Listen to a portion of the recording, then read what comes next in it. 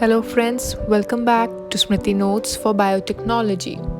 So today's video is on demand that all of you wanted to know what type of questions are asked in interview for biotechnology students. So before starting, if you find these videos useful, then do like, share and subscribe. So let's start with the very basic question that what is a DNA?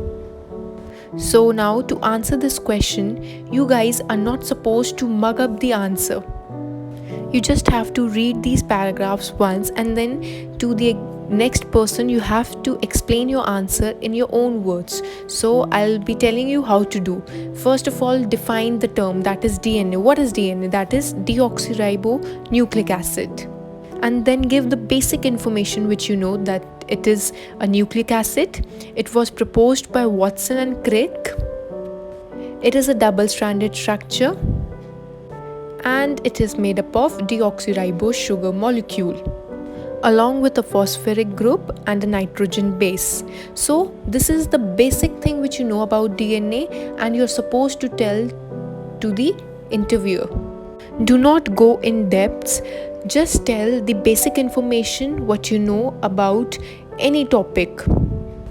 And whatever answer you say it confidently. Now the next is list some important features of DNA. I know these questions are very basic, but sometimes when we sit for an interview, we get confused as well. So let's look at the features. It is a helical structure similar to spiral. It has a diameter of 20 Armstrong. The distance between successive nucleotide is 3.4 Armstrong and the distance between the turn of the helix is 34 Armstrong. I have mentioned points which I remember easily. You guys can add on these points or add any points which you feel comfortable with. Now, they can also ask you what is Chargaff's rule. So you guys must know what it is. So we know we have 4 bases, that is adenine, guanine, thymine and cytosine. And now we must also know that the amount of adenine is always equal to that of thymine and the amount of guanine is always equal to that of cytosine. That means A is equal to T and G is equal to C. And A and G together form purines, whereas T and C together forms as pyrimidines. So this is the basic information which you guys must know. Now next question is, what do you mean by DNA isolation? So now DNA isolation is a simple process, that is a purification process in which a DNA from sample using a combination of physical and chemical methods.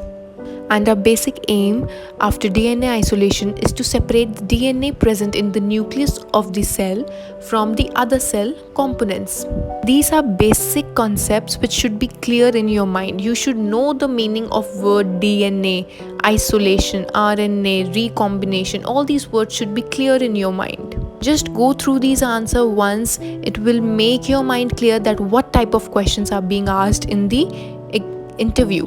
Now next is list some essential techniques for working with DNA.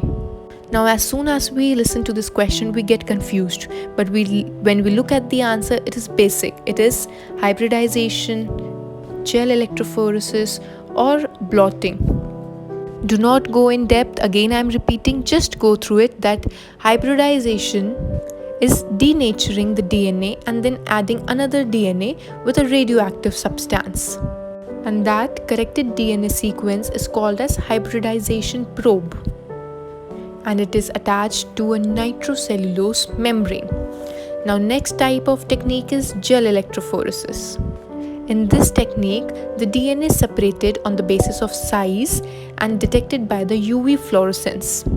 I hope you guys are getting an idea of how much to answer and what to answer when asked. You're not supposed to tell the entire procedure for it, just the basic thing.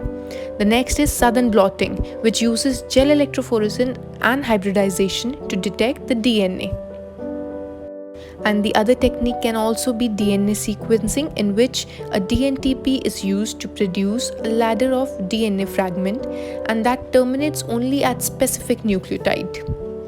Now next type of question that is asked is, what do you understand by the term DNA recombination? in our whole bachelor's and master's, we study a lot of times about recombination. Recombination is basically that allows chromosomes to exchange the genetic information. And after the exchange, new combination of genes are formed that helps in DNA repair. Now I'm sharing the procedure for DNA recombination that is very common, that is PCR. I've written it, you can just go through it once, or you have your own notes, or also I have shared my videos on such topics. You can go through them and just have a look at it and keep a rough idea in your mind that how the steps are being taken place.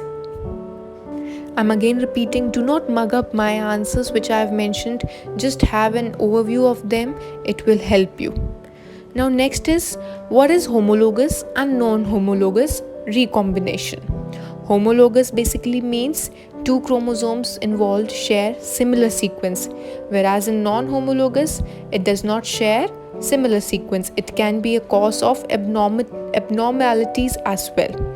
And it is catalyzed by the enzyme recombinase, very important enzyme. Now we have studied about DNA. Now let's look at the RNA isolation. Isolation again means we have to take out the RNA. So we know that the RNA gets contaminated very quickly because of the hands and the dust particles. So to isolate the RNA, we should always wear gloves while handling reagents.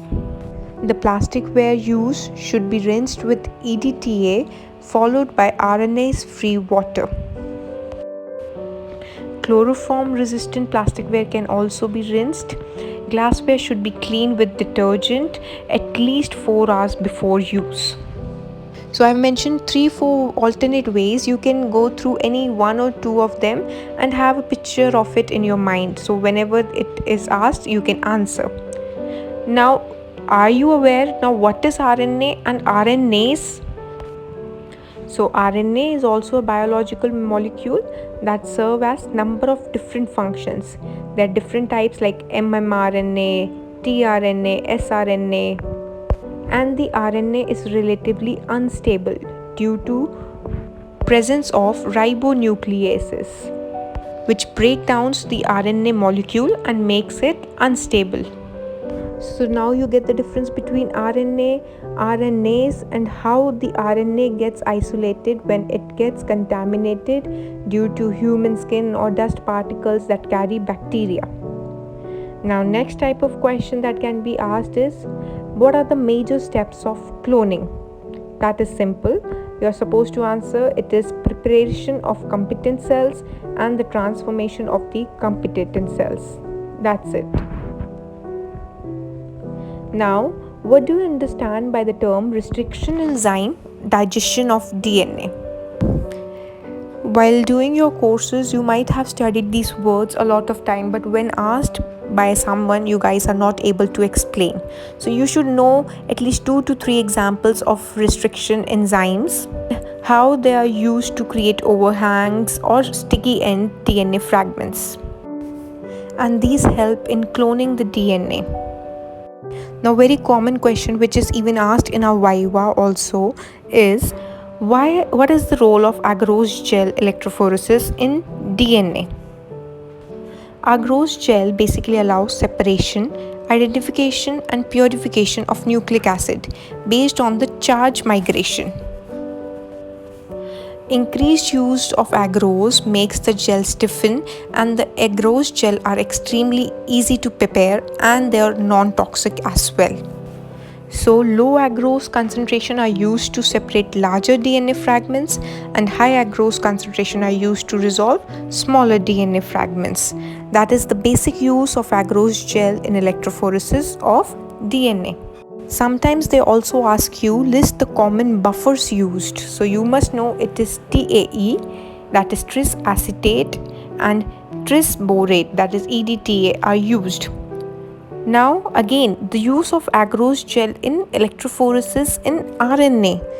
Earlier it was DNA, now it is RNA.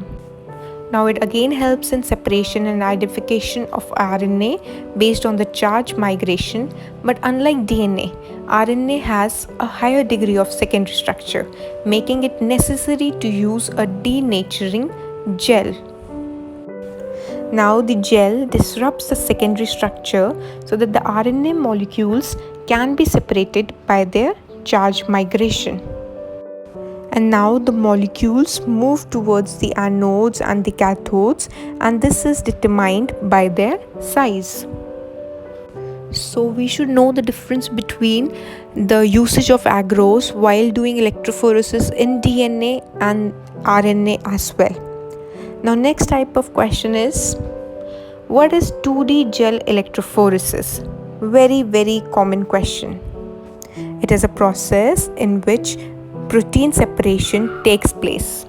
Firstly, the proteins are separated according to their isoelectric point, called as isoelectric focusing, and then on their molecular weight. The 2D gel is also used for isolation, separation, and purification of proteins for further characterization with the mass spectrometry. If you want to read about any topic in detail, then I have shared my videos as well. You can just go and check it out. I hope these questions help you out. And if you guys need more such tips, then do comment and let me know. And guys, do not forget to like, share, and subscribe. All the best.